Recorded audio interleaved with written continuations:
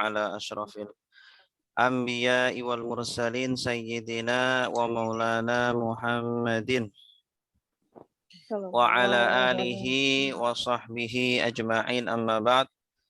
Subhanaka la ilma lana illa ma 'allamtana innaka antal alimul hakim wa tub 'alaina innaka antat tawwabur rahim. Rabbi shrah li sadri wa yassir li amri wahlul 'uqdatam min lisani yafqahu qawli. Raditu billahi rabba wa bil islami dina wa bi Muhammadin nabiyya wa rasula. Rabbi zidni ilma warzuqni fahma, amin ya rabbal alamin. Bapak Ibu yang dimuliakan Allah, mari kita mulai majelis kita dengan baca doa bersama-sama. Silakan diikuti. Bismillahirrahmanirrahim. Bismillahirrahmanirrahim. Allahumma inna nas'aluka Inna nas'aluka ilman nafi'a ilman nafi'a wa rizqan halalan tayyiba wa rizqan halalan thayyibah wa amalan mutaqabbala. wa amalan mutaqabbala. Allahumma Allahumma inna nas'aluka inna nas'aluka fahman nabiyyina nabiyina wa hifdzal mursalina wa hifzal mursalin wa ilhamal malaikati wa ilhamal malaikati al-muqarrabina. al-muqarrabina. Allahumma Allahumma fakihna fakihna fiddin fiddin wa 'allimna alimna at-ta'wil. at-ta'wil Raditu billahi rabba raditu billahi rabba wa bil islami dina wa bil islami dina wa bi Muhammadin nabiyya wa rasula. wa bi Muhammadin nabiyyan wa rasulah. Rabbi zidni ilma Rabbi zidni ilma warzuqni fahma. warzuqni fahma. Amin ya rabbal alamin. Amin ya rabbal Baik, alamin. Bapak Ibu yang dimuliakan Allah, alhamdulillah kita bisa berjumpa lagi ya, untuk melanjutkan majelis ilmu kita, untuk melanjutkan thalabul ilmi kita. Semoga Allah Subhanahu wa taala selalu meridhai, semoga selalu memberikan kita kesehatan, ilmu yang bermanfaat. Amin ya rabbal alamin. Seperti biasa, insyaallah kita akan membahas tentang tafsir surah Yusuf. Ya, melanjutkan kajian sebelumnya. Ini adalah pertemuan yang ke-11 ya. Artinya tinggal satu kali lagi insyaallah minggu depan kita akan menyelesaikan perkuliahan kita. Bapak Ibu yang dimuliakan Allah, pada pembahasan lalu kita sudah membahas bagaimana saudara-saudara Nabi Yusuf alaihi salam pulang ya, kembali ke negerinya, yaitu yang berasal dari Palestina. Mereka ketika kembali ternyata tidak membawa Bunyamin. Ya, padahal mereka sudah berjanji kepada ayahnya yaitu Nabi Yakub alaihi salam bahwa mereka akan apa? Akan menjaga Bunyamin dengan sebenar-benarnya, dengan sebaik-baiknya ya. Dan tidak akan mengecewakan ayahnya lagi seperti dahulu mereka lakukan kepada Nabi Yusuf alaihi salam. Tapi apa? Ternyata mereka justru malah tidak membawa Bunyamin pulang. Ya, kemudian dari situlah ayahnya makin bersedih, Nabi Yakub alaihi salam. Nah, mohon maaf, maksudnya sebelumnya ya. Jadi mereka setelah kembali lagi membujuk ayahnya untuk ke Mesir ya dengan membawa Bunyamin. Bahkan mereka berjanji bahwa mereka akan akan menjaga Bunyamin dengan sebenar-benarnya. Nah, ketika mereka sampai di Mesir, ya ternyata Bunyamin tertuduh mencuri, ya, melakukan pencurian. Walaupun ini adalah sebuah muslihat yang dilakukan oleh Nabi Yusuf alaihi salam agar Bunyamin tetap tinggal di Mesir atau di istana. Akhirnya mereka kemudian para saudaranya Yusuf ini berunding, ya, menawar kepada Nabi Yusuf ini agar ditukar salah satu dari mereka dengan Bunyamin, karena mereka tahu kalau mereka kembali ke negerinya sedangkan Bunyamin tidak ada, maka ayahnya pasti akan marah, akan bersedih, ya, seperti yang dahulu terjadi ketika ayahnya ini kehilangan Nabi Yusuf alaihi salam. Oke, selanjutnya apa? Falamma a'udzu billahi minasyaitonir rajim. Bismillahirrahmanirrahim. Falamma stai'asu minhu khalasu najiyya. Falamma, maka ketika istai'asu, mereka berputus asa, ya, saudara-saudara Yusuf ini menawar terus, meminta kepada Nabi Yusuf agar Bunyamin ini dilepaskan, ya, agar Bunyamin ini dimaafkan. Bahkan mereka mau menawar agar salah satu dari mereka lah yang diganti sebagai salah satu dari mereka lah yang dijadikan sebagai apa, tawanan yang ditinggal di Mesir, dan biarkan Bunyamin agar kembali ke negeri mereka. Kemudian Nabi Yusuf menolak, ya, bagaimana bisa kita menghukum seseorang yang tidak bersalah, ya. Jadi kalau yang bersalah Bunyamin, ya Bunyamin yang harus ditahan. Begitupun dalam kehidupan sehari-hari kita, ketika ada yang salah, maka ya tidak boleh kemudian kita pasang dada. Ya, anak kita yang salah, ya anak kita yang akan bertanggung jawab, gitu ya.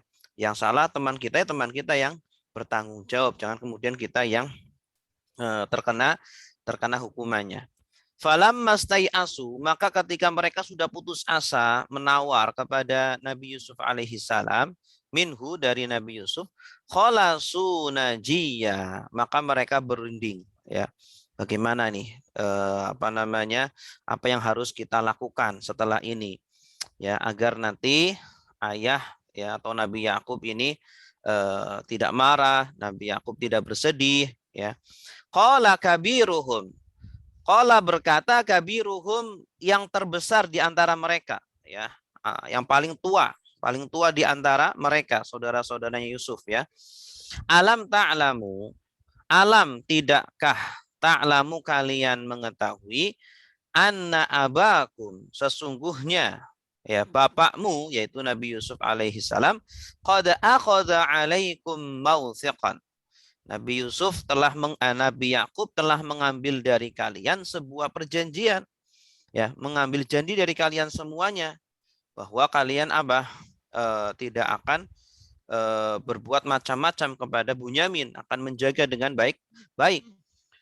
Akhadha alaikum mautsiqan minallah, bahkan janji itu berdasarkan apa? Atas nama Allah. Wa min qablu, dan sebelumnya, ma farrattum fi Yusuf, ya, yang kalian itu tidak akan menyia-nyiakan kepada Yusuf, ya. Falan abrahal arda hatta ya'zanali, ya. Falan abroha, maka saya tetap tidak akan meninggalkan al-ardo, bumi maksudnya adalah bumi Mesir, hatta ya'zanali abi, sehingga ayahku yaitu Yakub mengizinkan kepadaku, au yahkumallahu li, atau Allah memberikan keputusan kepadaku, wa huwa khairul hakimin, dan dia Allah sebaik-baiknya hakim, ya. Artinya ketika itu tindakan yang diambil dari saudara-saudara Yusuf, yaitu dari saudara yang paling tuanya mengatakan, saya tidak akan pulang, ya. Kalau Bunyamin masih tetap di Mesir, saya tetap akan menjaga Bunyamin di sini, sebagaimana janji yang sudah pernah kita ambil, janji yang sudah pernah kita ucapkan di hadapan ayah kita semuanya, Nabi Yakub. Bahkan kita membawa nama Allah, maka saya tidak akan pulang, ini. Ini ya sikap yang diambil oleh saudara tertua di antara saudaranya Nabi Yusuf alaihissalam. Namun nanti sebagian dari mereka justru malah pada pulang ya. Jadi ada yang pulang, ada yang tidak gitu. Dari ayat ini kita bisa mengambil beberapa nilai-nilai. Yang pertama, menurut Al-Qasimi, ayat ini mengandung jawami'ul kalim, ya. Singkat dan sangat padat, di mana kata-kata yang pendek di atas mengandung kisah yang sangat panjang, ya. Ini kan langsung falam mastai asu. Padahal sebelumnya itu ada kisah-kisah dulu, ada beberapa adegan-adegan ya yang tidak diceritakan. Langsung ayatnya mengatakan falam mastai asu. Ya, artinya Pak, sebelumnya itu terjadi rundingan-rundingan antara Nabi Yusuf dengan mereka, saudara-saudaranya ya, bahwa Bunyamin ini tolonglah dilepas saja, diganti dengan salah satu di antara mereka dan seterusnya sampai akhirnya mereka putus asa. Ya, maka di sini kita lihat ayat ini menggunakan jawami'ul kalim, artinya kalimat yang sangat singkat, padat dan tepat maknanya gitu. Dan kekhususan ini hanya ada pada Al-Qur'an dan hadis-hadis Rasulullah Shallallahu alaihi wasallam. Makanya dari zaman dahulu sampai nanti hari kiamat ya, ayat-ayat suci Al-Qur'an selalu mengeluarkan makna-makna yang indah ya, mengeluarkan nilai-nilai yang berharga. Begitu pula hadis-hadis Rasulullah Shallallahu alaihi wasallam. Tidak pernah usang dimakan zaman gitu ya. Setiap dipelajari, setiap itu akan mengeluarkan ilmu-ilmu yang baru. Kemudian selanjutnya, kedua, bermusyawarah itu diperintahkan ya dalam hal-hal yang penting. Kita kalau ada masalah, maka jangan kita pikirkan sendiri ya. Baik permasalahan ekonomi, permasalahan kesehatan, permasalahan jodoh, permasalahan pendidikan ya. Kita mau milih jurusan apa, anak kita ajak diskusi dengan kita, jangan dia suruh milih sendiri ya. Kita kasih pandangan, kita buka dunia gitu. Nah, sebagaimana yang dilakukan oleh saudara-saudara Yusuf ketika mereka ditimpa sebuah masalah besar di mana Bunyamin tertuduh mencuri ya, kemudian mereka berunding ya untuk mendapatkan jalan keluar yang terbaik begitu. Karena ketika kita berunding artinya di situ ada beberapa pemikiran-pemikiran yang pemikiran-pemikiran tersebut akan saling meluruskan ya. Akan saling meluruskan. Tapi kalau satu saja yang berpikir maka kalau terjadi kesalahan ya atau kekurangan tidak ada yang meluruskan. Kemudian yang ketiga, perintah ini juga mengingatkan akan kewajiban ya dan janji-janji yang harus ditunaikan. Artinya janji-janji saudara Yusuf itu kan apa? Mereka berjanji akan menjaga Bunyamin. Ya, tidak akan macam-macam terhadap Bunyamin. Ketika terjadi hal-hal yang tidak diinginkan, mereka pun tidak akan lepas tanggung jawab. Nah, inilah yang diambil oleh saudara tertua dari Nabi Yusuf alaihissalam. Dia tetap berada di Mesir dan menjaga Bunyamin agar tidak terjadi apa-apa. Begitupun kita dalam kehidupan sehari-hari kita, ya, kita sebagai suami atau sebagai istri kita pernah mengambil janji akad nikah ya, artinya kita harus menjaga pasangan kita, harus menjaga kekeluargaan atau rumah tangga kita. Ya, kita sebagai suama, sebagai pejabat negara itu pun harus hati-hati menunaikan amanah kita ya sebagai orang-orang yang diberikan amanah oleh pemerintah atau oleh negara dan lain sebagainya. Kemudian nomor 4, saudara tertua memiliki tanggung jawab. Ya, ketika dalam keluarga jajan-jajannya ditok nesil loh, jajan-jajan. Dalam keluarga maka saudara tertua lah ini yang biasanya yang memegang tanggung jawab ya tentang keselamatan saudara-saudara yang lain, adik-adiknya ya. Makanya kalau bisa kita sering memberikan pendidikan yang baik kepada anak-anak kita, terutama kepada saudara tertua ya, sebagai pelindung, sebagai pengayom terhadap adik-adiknya gitu. Dan agar saudara tertua ini menjadi orang yang yang paling kuat baik dari segi fisiknya ataupun dari segi cara berpikirnya, matang dari segi berpikirnya sehingga dia bisa menjaga dan mengayomi terhadap adik-adiknya. Irji'u ila abikum faqulu ya abana inna banaka sarq. Ya. Irji'u, kembalilah kalian ila abikum, kepada bapak kalian. Ya, artinya sebagian dari mereka mengatakan yang tidak pulang ya, yang tetap di Mesir mengatakan pulanglah kalian. Ya, silakan kalian kalau mau pulang silakan, kami tetap di sini. Ya.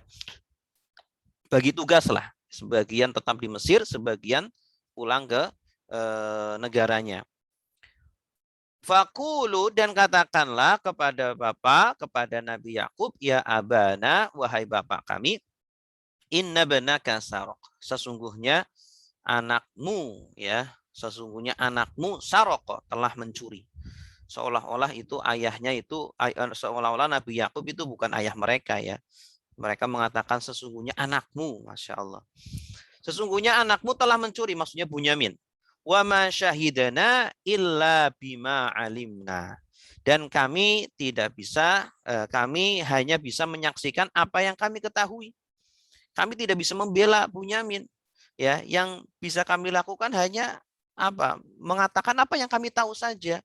Ya, kami tidak tahu kalau Bunyamin itu memang bebas dari pencurian tersebut. Yang kami lihat ternyata ada barang yang dicuri pada karungnya Bunyamin. Nah, makanya kami tidak bisa membela Bunyamin sedikit pun. Bagaimana ini? Illa bima alimna. Ya, jadi kami bisa membela kecuali kalau kami tahu yang sebenarnya seperti apa. Wa ma kunna lil ghaibi hafidin.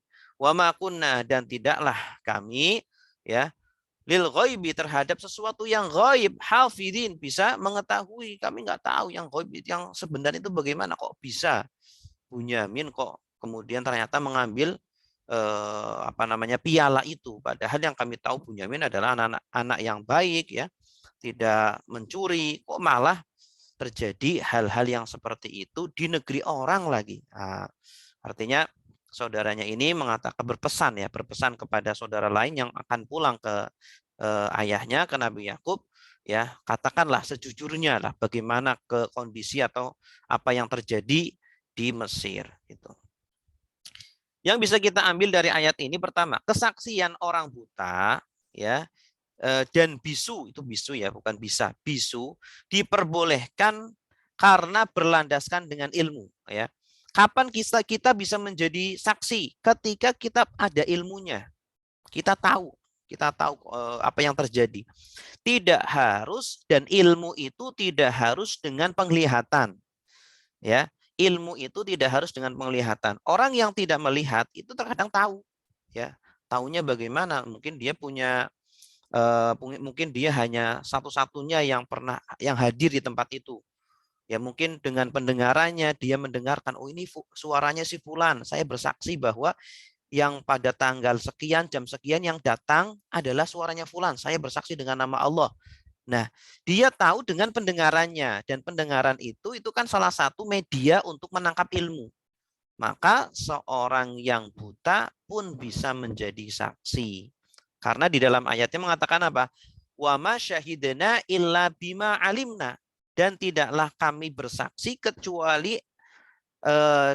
berdasarkan apa yang kami tahu, ya, kecuali berdasarkan ilmu yang kami tahu. Gitu. Artinya orang bisa menjadi saksi, syaratnya harus tahu tentang kejadiannya, tentang perkaranya itu.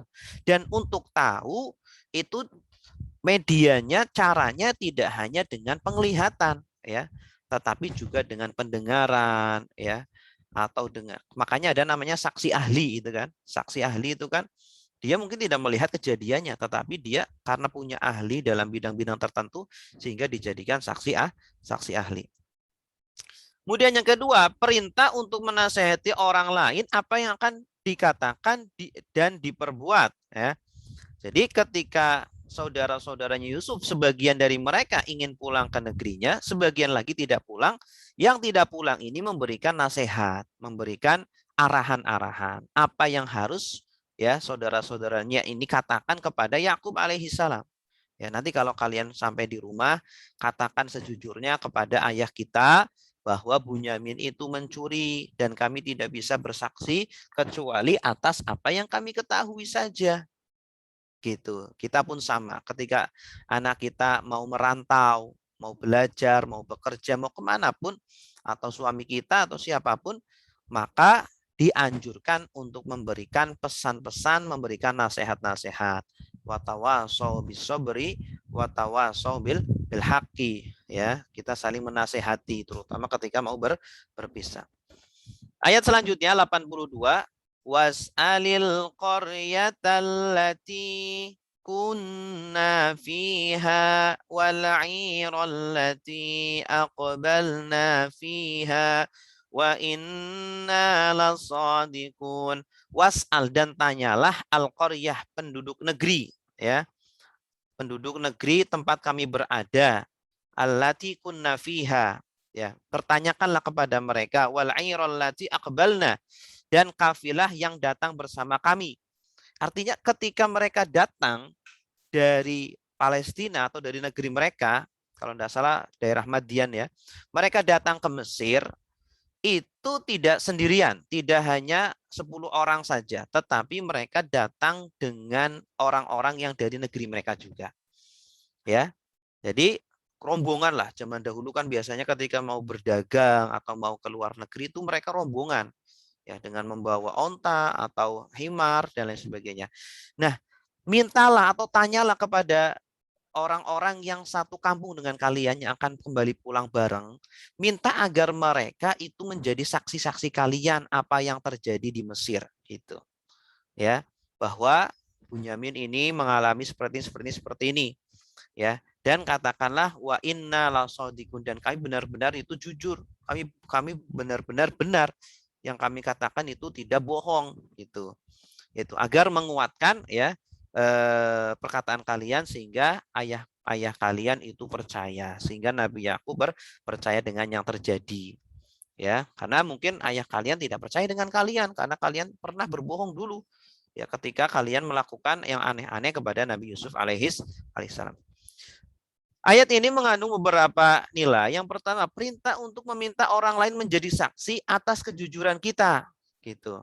Nah, pentingnya makanya kita itu bermuamalah yang baik kepada orang lain itu seperti itu. Jadilah orang yang jujur, jadilah orang yang baik, agar apa? Ketika kita ditimpa musibah, seumpama kita difitnah, ya, dengan melakukan perbuatan-perbuatan yang aneh-aneh, ya, maka orang-orang yang mengenal kita akan menguatkan kita.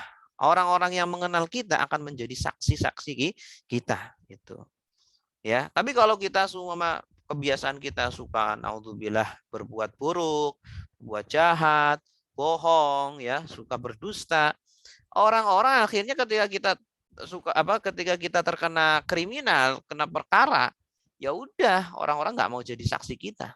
Mereka malah ngomong, memang dasar kayak gitu kok orangnya. Naudzubillah min dzalik. Nah, kemudian yang kedua, orang yang dusta sekali kadang sulit untuk dipercaya untuk kedua kalinya. Saudara-saudara Yusuf ini kan dulu pernah berdusta, dan dustanya kan berkali-kali, ya. Mereka katakan bahwa Yusuf dimakan serigala. Kemudian mereka membawa darah yang membawa baju yang dilumuri dengan darah, bajunya Nabi Yusuf. Ya, ternyata darah palsu, darah bohong. Ya, dan kebohongan-bohongan yang lain yang mereka ucapkan kepada Nabi Yakub alaihissalam, sehingga untuk kedua kalinya Nabi Yakub pun pasti sulit untuk mempercayai, gitu. Nah, begitupun kita, ya, kalau kita sudah sekali saja mengecewakan orang lain, kita tidak jujur kepada orang lain, maka sulit dipercaya oleh orang lain. Makanya para koruptor itu kan kalau bisa jangan jadi pejabat negara, maka tidak boleh orang koruptor kok dipilih, ya, dipilih lagi jadi anggota dewan, anggota DPR. Koruptor kok jadi calon bupati atau calon gubernur, apalagi calon presiden. Nah, jangan kita pilih seperti itu, ya. Berarti kan tidak boleh dikasih SKCK harusnya, begitu, ya. Kemudian selanjutnya ayat 83. Qala bal sawwalat lakum anfusukum amra fasabrun jamil asallahu an ya'tiyani bihim jami'a innahu huwal alimul hakim. Qala, Berkata Nabi Yakub setelah mereka sampai ke negeri mereka, kemudian Nabi Yakub berkata, "Bal sawwalat lakum anfusukum." Justru sebenarnya diri-diri kalianlah yang kemudian memandang perbuatan kalian itu buruk ya. Artinya apa? Nabi Yakub tidak percaya. Ya, pertama kali beliau dikabarkan bahwa Bunyamin ini melakukan pencurian, melakukan perbuatan pencurian, ya. Justru Nabi Yakub menuduh anak-anaknya ini bahwa enggak, kalian ini bohong. Justru kalian ini berdusta karena nafsu kalian, ya. Seperti yang kalian lakukan dahulu ketika kalian berbuat macam-macam kepada Yusuf, kalian pun berbohong, kalian merancang perencanaan yang sangat rapi, ya. Itu semuanya dilakukan oleh nafsu-nafsu kalian, ya. Artinya ketika pertama kalinya Nabi Yakub tidak percaya, bahkan menuduh anak-anaknya ini berbuat bohong gitu ya. Fasabrun jamil. Namun walaupun Nabi Yakub sangat marah, sangat emosi kepada anak-anaknya, Nabi Yakub kemudian tidak melakukan tindakan-tindakan fisik. Ya, Nabi Yakub tidak kemudian melakukan perbuatan-perbuatan atau ucapan-ucapan yang tidak layak dilakukan oleh seorang nabi. Fasabrun jamil. Maka kesabaranku adalah kesabaran yang paling baik, ya. Artinya aku akan sangat bersabar, ya. Makanya nabi yang sangat sabar diantaranya adalah Nabi Yakub, karena ditimpa dengan musibah-musibah terus sampai diriwayatkan bahwa Nabi Yakub matanya itu menjadi tertutup putih-putih, ya, sehingga beliau tidak bisa melihat karena terus-menerus menangis. Asallahu ayyatiyani bihim jami'a, ya. Semoga Allah Subhanahu wa taala akan mendatangkan mereka semuanya, ya, akan mengumpulkan anak-anaknya Bunyamin, Yusuf, kemudian saudara-saudaranya juga, semoga bisa kita kumpul lagi gitu ya. Walaupun dalam kondisi sangat sedih, ya, sangat emosi, tetapi tidak lupa untuk berdoa kepada Allah.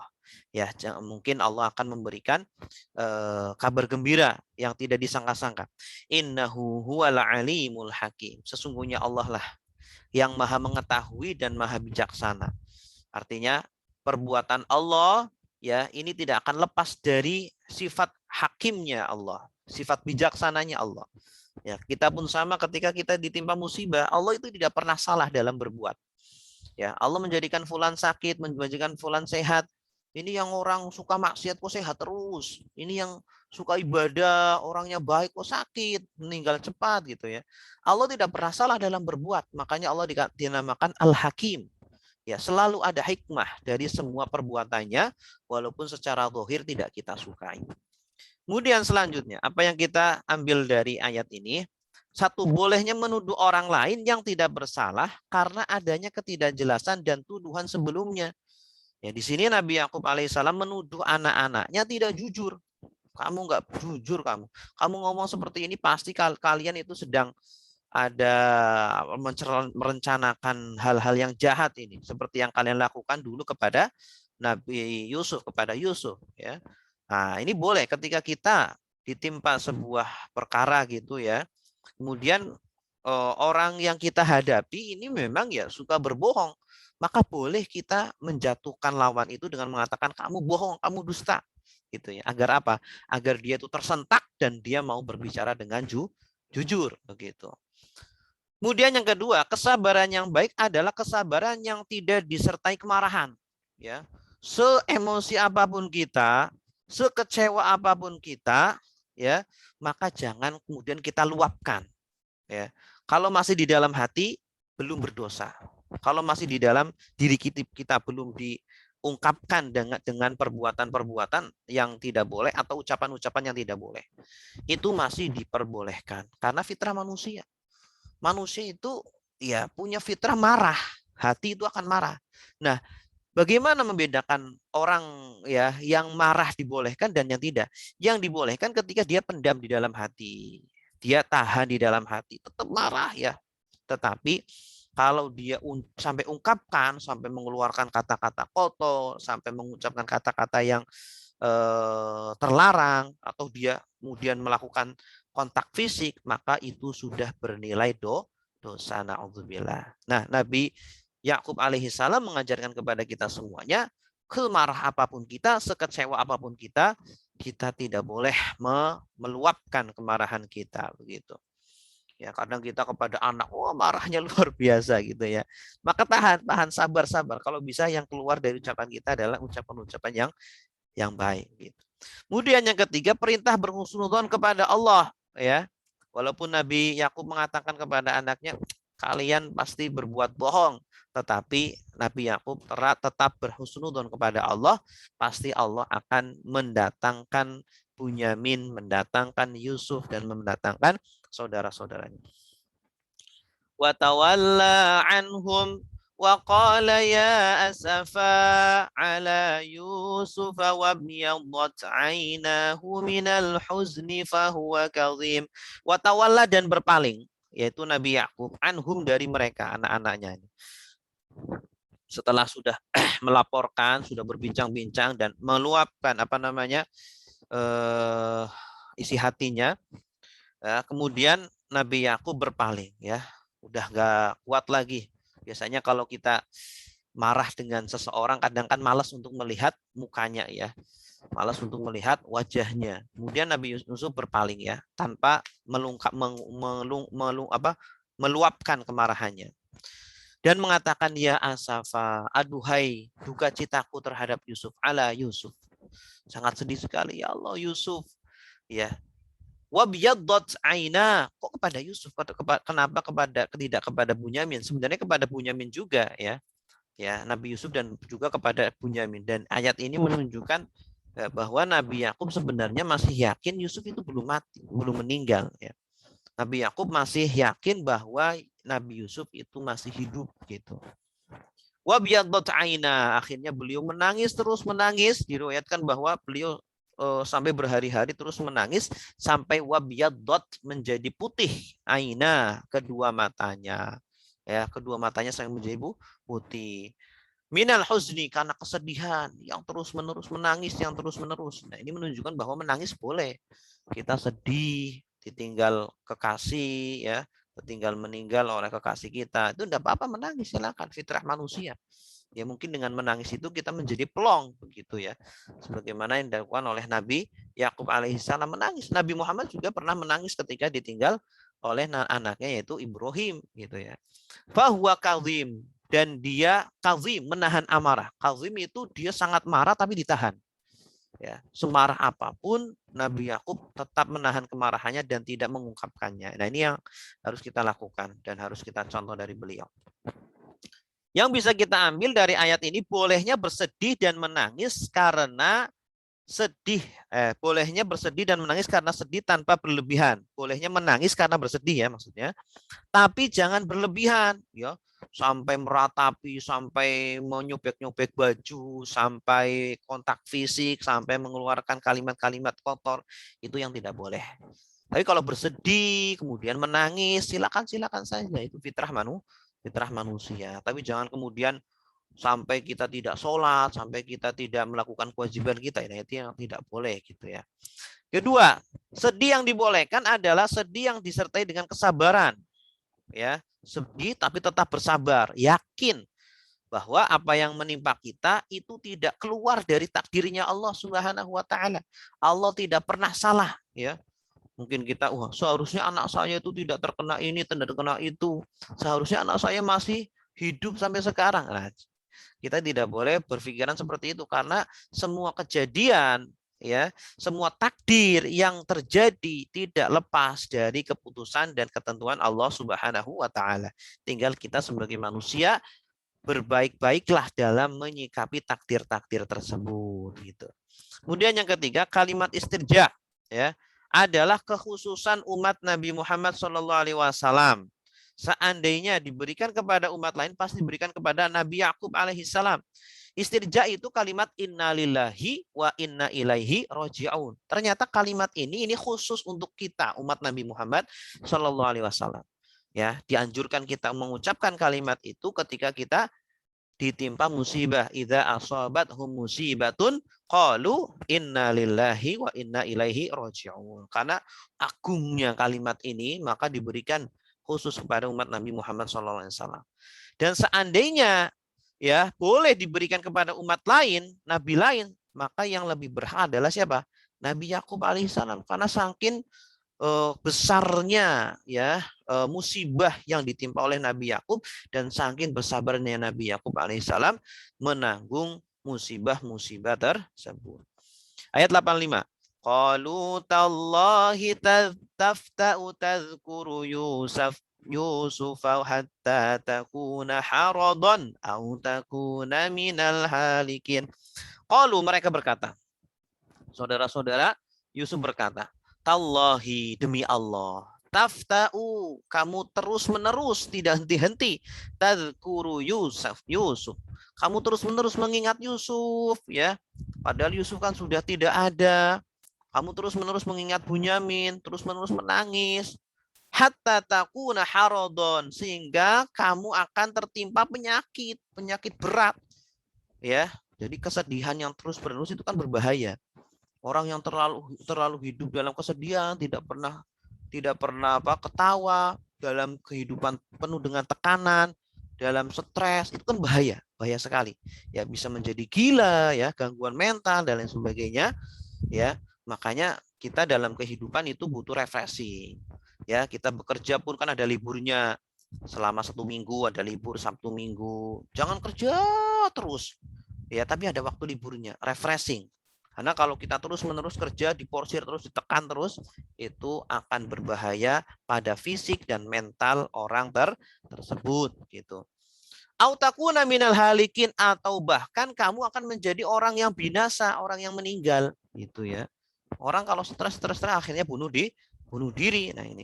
Nah saudara-saudara Yusuf atau anak-anaknya Nabi Yakub ini mengingatkan kepada ayahnya agar jangan terus-menerus hidup dalam kesedihan. Takut apa? Nanti ayah akan tertimpa penyakit yang berat atau akan meninggal. Sumpah hanya boleh dibolehkan dengan menyebut nama Allah, ya. Ketika kita mau bersumpah, kita sebagai seorang muslim tidak boleh bersumpah kecuali dengan nama Allah. Demi Allah, ya. Wallahi, tallahi, billahi, boleh. Itu pun sumpah itu tidak boleh diucapkan dengan mudah, ya.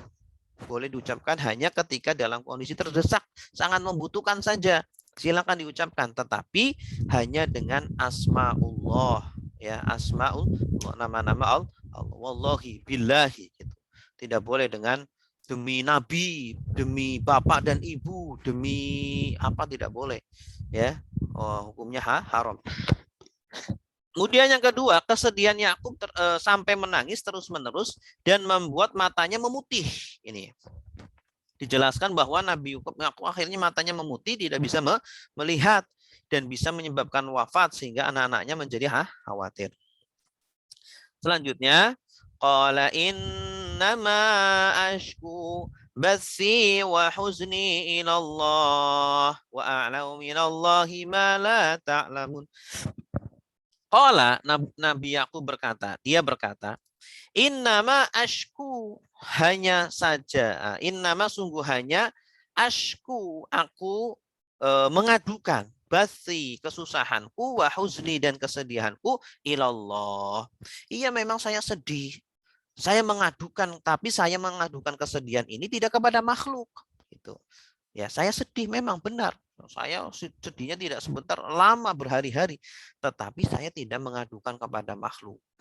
Kesedihan saya, kesusahan saya adukan kepada Allah saja. Ya. Dan aku mengetahui wa a'lamu minallah dari Allah ma la ta'lamun, apa yang tidak kalian ketahui wahai anak-anakku. Saya melakukan perbuatan ini ya, itu berdasarkan ilmu saya terhadap Allah, ya bukan atas dasar ilmu kamu dan kalian anak-anakku tidak mengetahui hal-hal yang saya ketahui begitu. Nah, apa yang bisa kita ambil dari ayat ini? Yang pertama, barang siapa yang mengadu kepada Allah, maka dia akan sampai. Ya, maksudnya akan terselesaikan masalahnya, akan tersampaikan hajatnya itu. Jadi kalau kita punya hajat apa, punya kesedihan, punya kekecewaan, maka jangan ceritakan kepada makhluk. Jangan adukan kepada makhluk, tapi adukanlah kepada Allah Subhanahu wa taala, maka kita akan sampai hajatnya. Tapi barang siapa yang mengadukan kepada makhluk, maka dia tidak akan sampai. Dia akan terpisah dari hajatnya. Kemudian yang kedua, al-huznu dan al-bassu, ada bedanya. Ya, di sini kan menyebutkan basi, kesusahanku, wa huzni, dan kesedihanku. Basi itu apa? Atau huznu itu apa? Al-huznu itu kesedihan yang mampu disembunyikan. Orang punya sedih bisa disembunyikan, itu namanya huznun. Kesedihan yang bisa disembunyikan. Nah, ada basun. Basun itu kesedihan yang tidak bisa disembunyikan. Ya, orang saking sedihnya, saking kecewanya, ya, sehingga dia nggak bisa menyembunyikan kesedihannya itu sampai apa? Akhirnya menangis. Nah, Nabi Yakub mendapatkan keduanya, mendapatkan huznun dan basun, sehingga beliau tidak bisa menyembunyikan kesedihannya itu sampai beliau meneteskan air matanya, ya, sehingga matanya menjadi memutih. Yang ketiga, jika ujian semakin berat, menunjukkan bahwa pertolongan Allah semakin dekat, ya. Jalan keluar semakin dekat. Ketika ujian makin memuncak, maka artinya sebentar lagi akan datang kabar gembira dari Allah Subhanahu wa taala.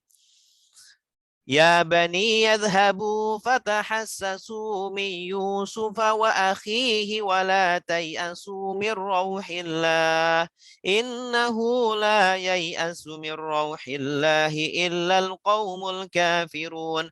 Ya baniya, wahai anak-anakku, idhabu, pergilah kalian, ya, pergilah kalian. Setelah itu Nabi Yakub, ya, berbicara kepada anak-anaknya agar pergi lagi. Silakan kalian pergi lagi dan carilah Yusuf.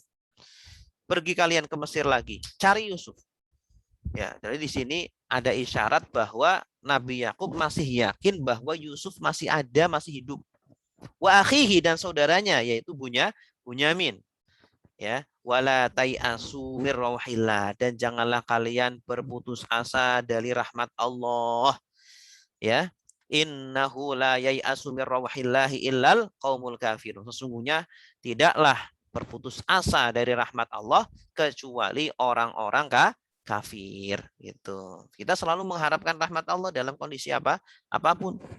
Nah, ayat ini mengandung pertama haramnya berputus asa dari rahmat Allah. Kita dalam kondisi paling titik terendah pun jangan pernah putus asa dari rahmat Allah. Jangan sampai kemudian kita meminta kepada selain Allah. Kita sangat miskin, jangan kita minta pertolongan kepada dukun, ya, pesugihan, jangan. Atau punya penyakit apapun, seberat apapun penyakit, jangan minta kepada dukun atau kepada jin, gitu ya. Mintalah kepada Allah dan dengan cara-cara yang diperbolehkan. Kemudian yang kedua, ayat ini menunjukkan bahwa Yakub masih yakin bahwa Nabi Yusuf dan Bunyamin tentunya masih hidup, ya, belum meninggal, ya. Ketika katanya dimakan oleh serigala, Nabi Yakub belum percaya, tidak percaya perkataan anak-anaknya itu. Berdasarkan apa? Berdasarkan wahyu atau ilham. Bisa jadi dikasih tahu oleh Allah atau mendapatkan ilham dari Allah Subhanahu wa taala. فلما دخلوا عليه قالوا يا أيها العزيز مسنا وأهلنا الضر وجئنا ببضاعة مزجاة فأوف لنا الكيل وتصدق علينا إن الله يجزي المتصدقين. Falamma, maka ketika dakhalu, mereka masuk alaihi, atas Yusuf, ya, setelah anak-anaknya ini datang lagi ke Mesir, kemudian masuk ke tempatnya Nabi Yusuf alaihi salam, kemudian mereka berkata, ya ayyuhal aziz, wahai al-aziz, orang yang mulia, massana wa ahlana durru, telah menimpa kepada kami dan kepada keluarga kami kesengsaraan yang sangat. Wajibna, dan kami datang bibidha'ah, dengan barang-barang bidha'ah musjah yang tidak berharga, ya. Fa'aufilanal kaila. Nah, mereka datang lagi dengan tujuan untuk mendapatkan makanan lagi, ya, dengan tujuan tujuan utamanya sebenarnya bukan itu, tujuannya adalah untuk mencari Yusuf dan mencari Bunyamin. Tapi sekalian mereka untuk mencari Yusuf dan Bunyamin, sekalian mereka juga meminta apa? Meminta timbangan dari makanan yang akan ditukarkan dengan barang-barang yang tidak berharga yang mereka miliki. Fa'aufilana, maka timbanglah untuk kami. Watasoddaq alaina, bahkan tolonglah bersedekah kepada kami. Artinya apa? Barang-barang yang mereka bawa, yang kami bawa ini, wahai Al-Aziz, wahai pemuka Mesir, ini adalah barang-barang yang tidak berharga. Kami orang miskin, kami tidak punya apa-apa, yang kami punyai hanya ini saja. Maka tolonglah terima dan kasihlah kepada kami makanan. Watasoddaq alaina, kalau bisa pun tolong ditambahi, sedekahkanlah kepada kami. Innallaha yajzil mutasaddiqin. Sesungguhnya Allah akan membalas kepada orang-orang yang bersedekah. Nah, dari ayat ini kita bisa mengambil pelajaran satu, anjuran untuk memuji, menjelaskan kondisi, memelas dan merendahkan diri sebelum meminta sesuatu. Ya. Dan boleh kepada manusia kita meminta sesuatu, boleh kalau memang dalam kondisi terdesak gitu ya. Dan sebelum meminta itu kita dianjurkan untuk memuji dulu kepada orang tersebut. Ya, memuji, engkau Al-Aziz. Al-Aziz ini kan pujian. Kamu adalah orang yang mulia. Kamu adalah kemudian kita menjelaskan kondisi kita. Kami adalah orang yang sangat butuh. Kami adalah orang yang ditimpa musibah, ya. Kemudian yang kami miliki juga hanya sebatas ini saja. Seperti itu. Kepada Allah juga sama. Kita ketika berdoa kepada Allah, maka kalau bisa sebutkan dahulu kelemahan-kelemahan kita dan pujilah Allah Subhanahu wa Ta'ala. Setelah itu kita baru minta kepada Allah Subhanahu wa Ta'ala. Kemudian yang kedua, bolehnya menceritakan kondisi dan mengadukan hajat kepada orang yang dimungkinkan bisa menolong, gitu ya. Walaupun kita tidak dianjurkan mengadu kepada selain Allah, tidak dianjurkan mengadu kepada manusia, namun dalam kondisi kita butuh, ya, kita dalam kondisi terdesak, boleh kemudian kita menceritakan kondisi kita, ya. Kondisi kita seperti ini, kita membutuhkan bantuan, maka silahkan. Kemudian yang ketiga, kebolehan meminta sedekah dan keutamaan bersedekah. Boleh kita minta bersedekah kepada orang yang memang kita anggap dia bisa untuk membantu kita, dan keutamaan bersedekah bahwa Allah Subhanahu wa Ta'ala pasti akan membalas kepada orang-orang yang bersedekah. Ayat 89. Qala hal alimtum ma fa'altum bi Yusuf wa akhihi id antum jahilun. Qala, Yusuf berkata, hal alimtum, apakah kalian tahu, ma fa'altum, apa yang telah kalian lakukan, bi Yusuf, terhadap Yusuf, wa akhihi, dan saudaranya, yaitu Bunyamin, id antum jahilun, ketika kalian dalam kondisi jahil. Maksudnya dalam kondisi kalian itu melakukan perbuatan itu, artinya kalian adalah orang-orang yang jahil itu. Nah, Nabi Yusuf ketika itu baru mengakui siapa dirinya. Nabi Yusuf ingin mengatakan kepada saudara-saudara ini, wahai saudara-saudaraku, kalian ingat nggak dulu ketika kalian membawa Yusuf kemudian memasukkan ke dalam sumur, ketika itu Yusuf kalian masukkan ke dalam sumur sendirian, masih kecil padahal, kalian ingin membunuh Yusuf. Kalian ingat gak kejadian itu? Kalian ingat gak ketika kalian melakukan itu, betapa bodohnya perbuatan yang kalian lakukan itu? Nah, tersentaklah saudara-saudara Yusuf ini yang baru datang, langsung kaget. Ternyata yang ada di hadapan mereka adalah Yusuf alaihissalam, adik mereka sendiri, ya. Nah, apa yang bisa kita ambil? Penetapan bahwa maksiat terjadi karena kebodohan. Di sini Allah mengatakan id antum jahilun, ketika itu adalah bodoh. Kenapa?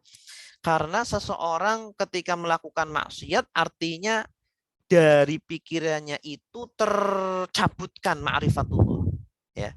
Orang ketika maksiat artinya dia itu tidak memahami keagungan Allah, tidak memahami besaran Allah dan maha dahsyatnya siksaan Allah ketika kita berbuat maksiat kepadanya gitu. Nah, makanya dikatakan jahilun gitu. Tetapi seseorang semakin memahami Allah, memahami sifat-sifat Allah, mengenal Allah, betapa maha kerasnya siksaan Allah dan maha dahsyatnya ya ancaman-ancamannya, pasti dia akan semakin takut dari bermaksiat kepada Allah Subhanahu wa taala.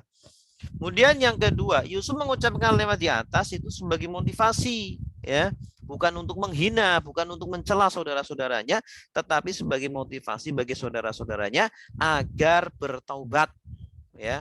Jangan kalian ulangi lagi perbuatan itu, perbuatan yang kalian lakukan dulu kepadaku. Jangan ulangi kepada Bunyamin ataupun kepada siapapun, jangan ulangi lagi. Gitu.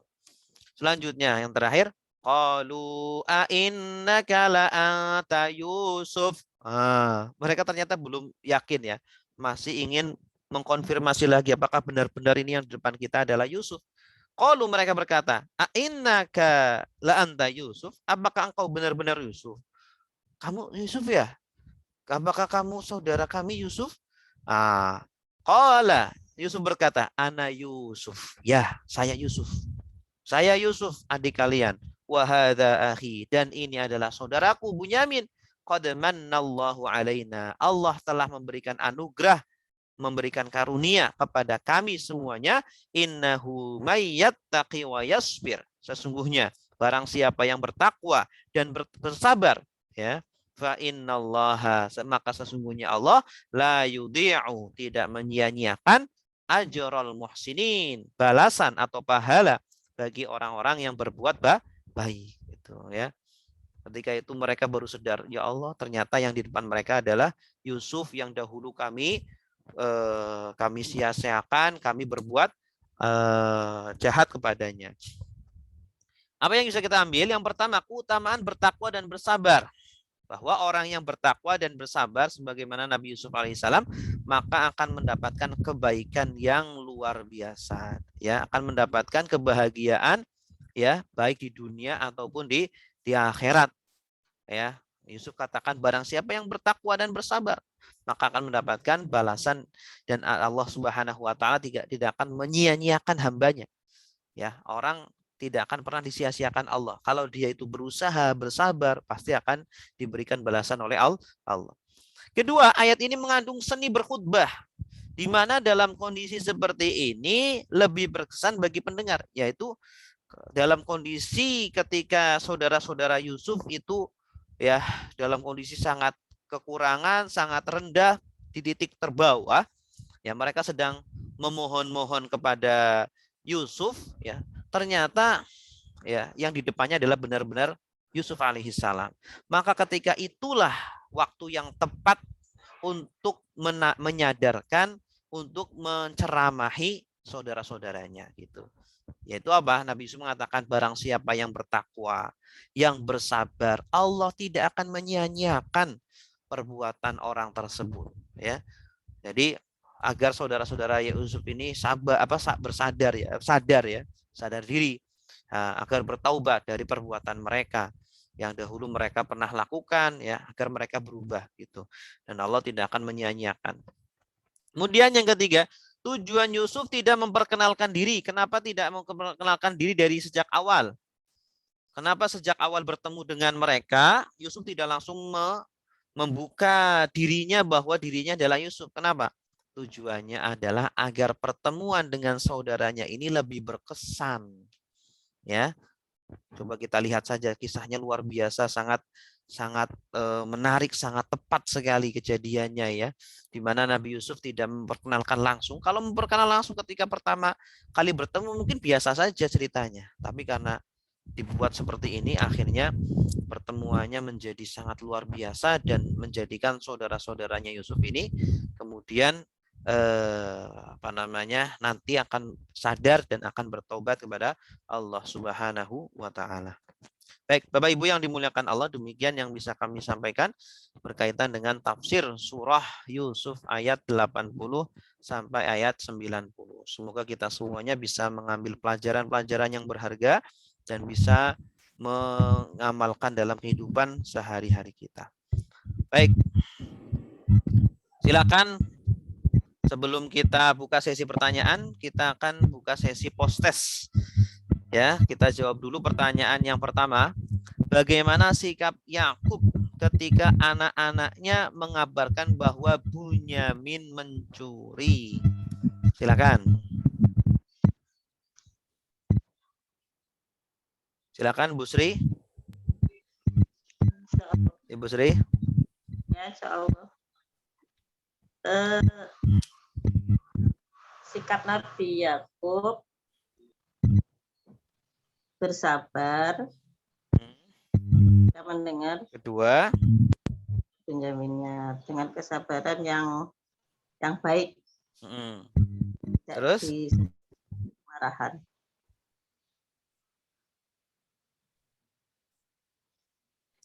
Ya, terus ada lagi? Ya, bersabar, kemudian apa? Menyerahkan semua urusan kepada Allah. Ya, menyerahkan urusannya kepada Allah dan berdoa agar Allah mempertemukan dengan Nabi Yusuf dan Bunyamin. Baik, bagus, terima kasih.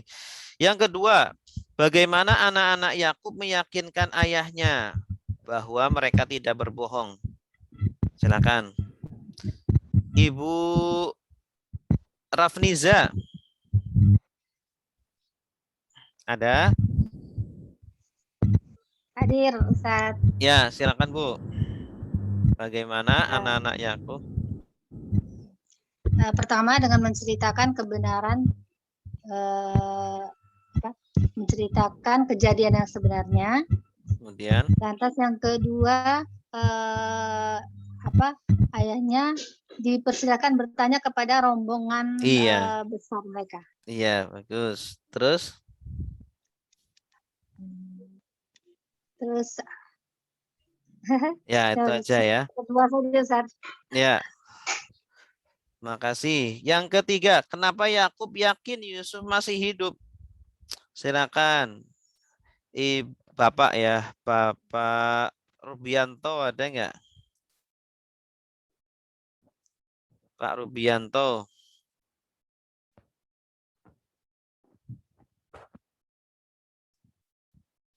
Pak Rubianto. Ya Ustaz, Assalamualaikum. Waalaikumsalam. Kenapa Yakub yakin bahwa Yusuf masih hidup?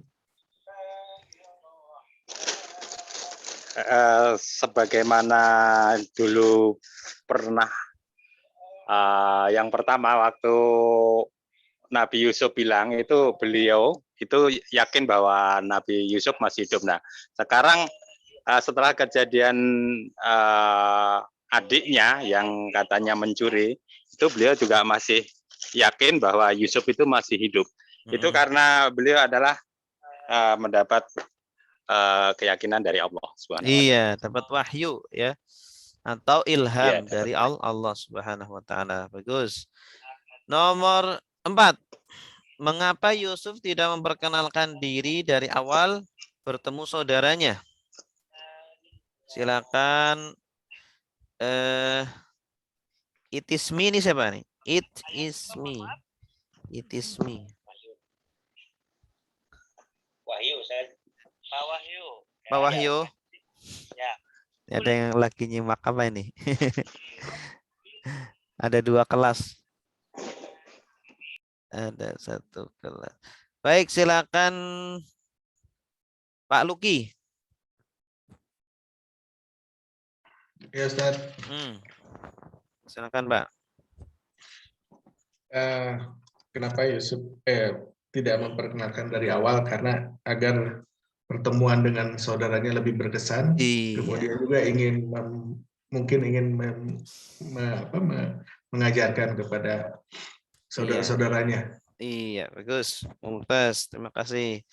Baik, silakan Bapak Ibu yang ada pertanyaan boleh dituliskan atau langsung disampaikan.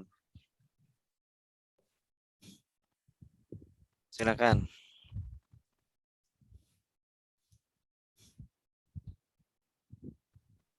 Assalamualaikum Ustadz, saya ingin bertanya. Waalaikumsalam. Ibu Ariana, Ariana, silakan Bu Ariana. iya, pertanyaan saya terkait tentang tadi di awal Nabi Yusuf itu Ustadz menyebutkan melakukan kayak plotting gitu ya, muslihat gitu kan supaya akhirnya saudara-saudaranya bisa mengambil pelajaran gitu kan dari apa yang dilakukannya ketika waktu Yusuf kecil. Pertanyaan saya adalah apakah kita juga dari kejadian ini boleh gitu ya melakukan hal seperti ini gitu ya, muslihat atau strategi mungkin gitu ya, dalam rangka untuk melakukan sesuatu gitu ya, untuk entah membuktikan sesuatu atau entah untuk melakukan kebaikan. Contohnya gimana? Ya misalnya kalau misalnya kita punya ada teman gitu ya, teman yang mungkin melakukan kesalahan gitu kan, terus kita kesalahan yang mungkin merugikan perusahaan atau merugikan negara gitu ya. Kemudian kita mengetahui gitu kejadiannya. Nah, kita melakukan seperti apa ya disebutnya istilahnya ya, kayak whistleblower gitu ya. Kita jadi mungkin melakukan suatu muslihat bekerja sama dengan pihak KPK misalnya untuk akhirnya si orang yang melakukan kejahatan ini bisa tertangkap dan boleh. Berarti kayak itu apa namanya operasi tangkap tangan. Gitu maksudnya. Untuk menjebak gitu ya maksudnya. Iya, bisa menjebak. Boleh. Kayak yang dilakukan. Jadi ayat ini salah satu hukum yang bisa kita ambil, kita boleh melakukan semacam muslihat, strategi untuk mencapai tujuan yang baik gitu. Seperti operasi tangkap tangan, seumpama kan ini terindikasi pejabat ini korupsi. Nah, coba kita tes gitu ya, dia korupsi betul apa enggak. Oh ternyata kena. Nah, maka yang dilakukan oleh KPK itu sudah tepat ya ketika melakukan operasi tangkap tangan ya, kemudian tertangkaplah orang-orang yang melakukan korupsi. Ya, padahal gajinya sudah besar sekali ya, gaji para pejabat, tapi kok masih melakukan korupsi. Nah, makanya boleh melakukan seperti itu. Tuh. Wallahu a'lam, Bu. Bu Ariana. Ya, jazakallahu khair, Ustaz. Ya, sama-sama.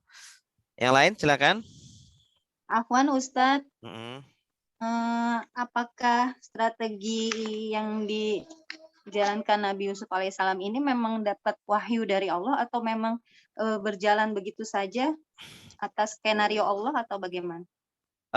Saya belum tahu apakah itu dapat wahyu dari Allah atau skenario beliau ya. Cuma wallahu alam.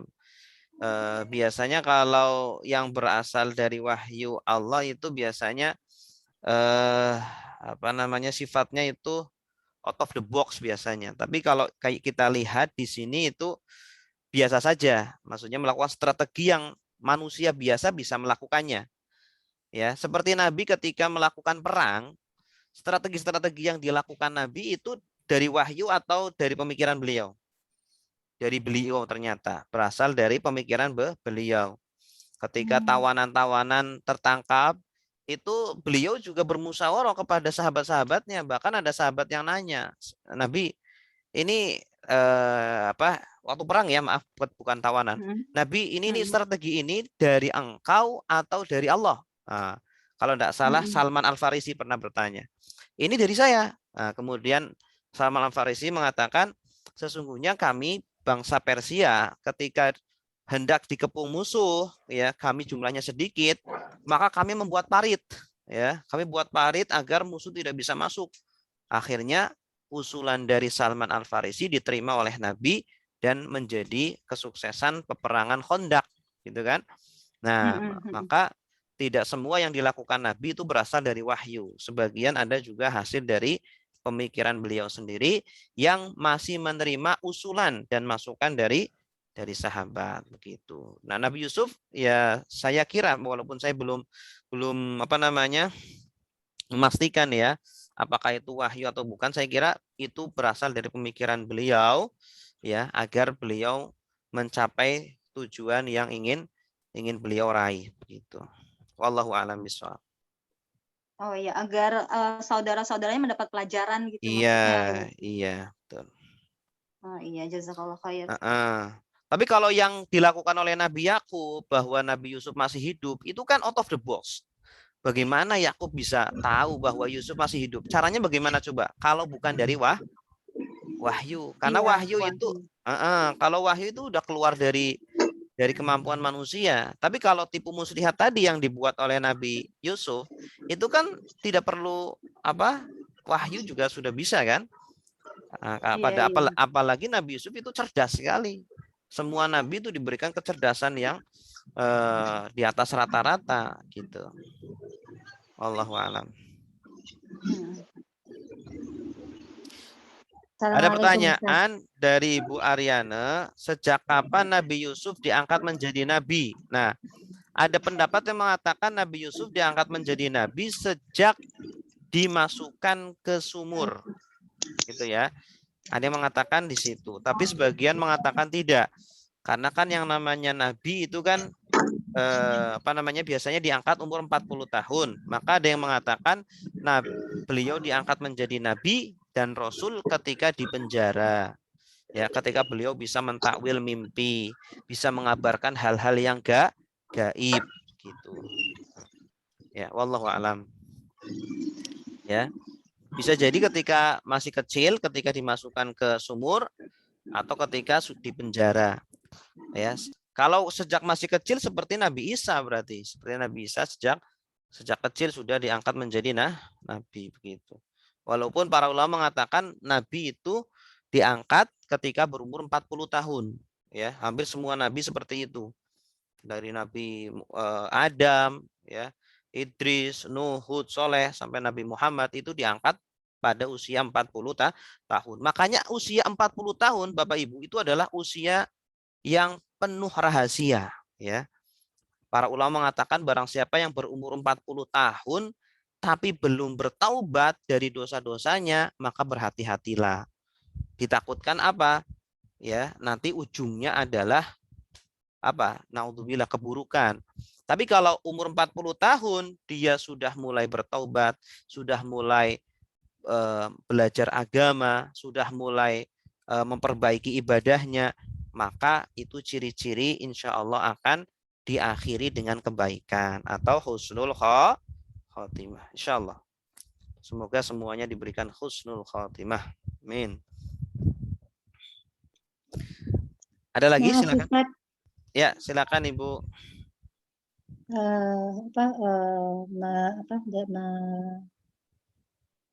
Mendengarkan kisah-kisah para nabi itu di setiap dikisahkan bahwa kedekatan antara pemimpin dengan rakyat.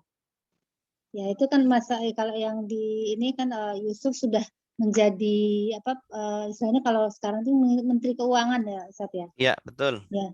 Sebagaimana seorang Menteri Keuangan rakyatnya bisa langsung bertemu, bahkan bukan warga negara dia lah istilahnya kan itu ya.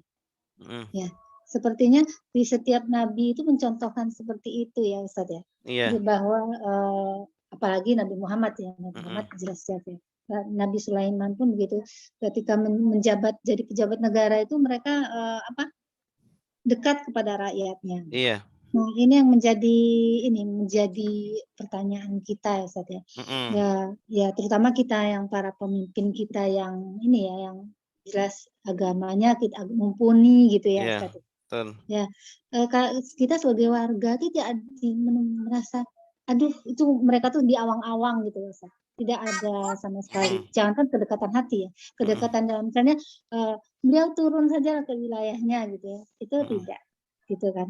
Nah, kenapa itu yang jadi pertanyaan tuh pemimpin kita ya jujur saja Depok dipimpin oleh sudah beberapa periode orang-orang yang agamanya mumpuni Ustaz ya. Tapi kedekatan kepada warga itu kok nggak ada. Jadi kami sebagai warga, aduh dia agamanya bagus kok tidak mengamalkannya gitu. Jadi seperti itu. Jadi ya ini ya pernyataan ya mungkin juga pertanyaan Ustaz, kenapa kok para pemimpin kita tidak mengambil contoh-contoh seperti itu gitu Ustaz. Mohon maaf. Ya, yang Begitu. paling berhak menjawab adalah yang bersangkutan, Bu. Kalau saya nggak bisa jawab, karena tidak ada kesempatan ya Ustaz ya kita ya. Iya, Oh, tapi ini pun- saya berwasiat kepada Bapak Ibu semuanya, kalau jadi pejabat nanti ya jadilah pejabat yang merakyat, pejabat yang Masya dekat dengan rakyat. Jadi merasakan apa yang dirasakan oleh rakyat, ya. Apalagi kita digaji yang Masya Allah ya kan sedang viral itu gajinya anggota DPR berapa, Bu? Ya, maunya setahun bisa beli Alphard lah ya. Seperti menggorok leher rakyat gitu. Intinya kayak gini Bapak Ibu semuanya, kehidupan di dunia ini itu adalah semu. Kehidupan di dunia ini itu bukan hakikatnya. Ya, jadi ketika kita ada orang yang berlomba-lomba mencari uang, mati-matian mencari harta, itu sesuatu yang tidak akan kita bawa mati, gitu kan ya. Tidak akan kita bawa ke alam kubur, ke akhirat gitu. Ya, jadi yang akan kita bawa malah kita tidak mati-matian mengejarnya gitu. Ya, yang kita bawa itu apa sih? Amal soleh kita, sedekah kita, ibadah kita, ya, ilmu yang kita pelajari dan kita amalkan. Tapi kenapa orang itu jarang yang mati-matian mengejar amal soleh, mengejar kebaikan gitu? Itu kan berarti kan karena kita sudah terbalik gitu pemahamannya. Sesuatu yang tidak kita bawa mati kita kejar mati-matian, tetapi sesuatu yang akan kita bawa mati malah kita acuh tak acuh, kita biarkan, kita tidak peduli gitu ya. Nah, hanya itu setidaknya kita bisa introspeksi diri kita masing-masing ya sebelum terlambat ya. Semoga kita semuanya diberikan hati yang sadar dan hati yang cinta kepada amal soleh, cinta kepada akhirat ya, dan semoga Allah jadikan kita benci kepada dunia dan benci kepada maksiat ya, dan benci kepada gemerlap dunia itu. Guru saya itu di Mesir, beliau berdoa kepada Allah agar dijadikan hatinya benci kepada dunia. Selama 3 tahun baru dikabulkan, kata beliau. Ya, beliau itu minta seperti itu. Ya Allah, jadikanlah karih ilainal kufra wal fusuqa wal isyan. Itu kan doa yang kita ucapkan terus kan. Nah, itu kita minta seperti itu tuh benar-benar minta. Ya Allah, jadikan hati kita itu benci kepada kefasikan. Artinya kita ya kalau orang sudah benci gimana sih, mau mendekat saja nggak mau, udah bau gitu kan, melakukan itu tuh bau ya. Dan dunia, hubbud dunia, jadikanlah hati kita tuh benci kepada dunia. Yang ada kan banyak orang cinta hubbud dunia, cinta kepada dunia. Orang kalau sudah hubbud dunia itu repot gitu ya, repot banget hidupnya. Tapi kalau orang udah hubbul akhirah, hidupnya itu tenang, tentram. Orang mendapatkan, ini gajinya sampai miliaran, santai aja, itu nggak dibawa mati kok, ya. Bangkai kok menjadi rebutan sih, gitu kan? Rasulullah kan pernah itu menggambarkan bahwa dunia itu seperti nenek-nenek yang tua yang sudah orang tidak ada yang berharap untuk menikah dengannya, gitu ya. Nah, makanya kita itu tidak kalau kita malah mengejar-ngejar yang seperti itu, Bang, orang yang tidak masuk akal. Nah, makanya kita harus introspeksi diri kita, harus memahami dunia itu seperti apa. Minta kepada Allah agar dijadikan hati kita itu benci kepada dunia gitu, dan dijadikan hati kita cinta kepada akhirat. Amin ya rabbal alamin gitu. Baik, ada pertanyaan lagi? Ustaz, ya. Lanjut sedikit boleh? Boleh, silakan. Pertemuan kita tinggal beberapa lagi, Ustaz. Kalau saya tinggal 1 lagi. Iya, makanya waktu di awal 48, ya Allah 48 banyak amat gitu ya.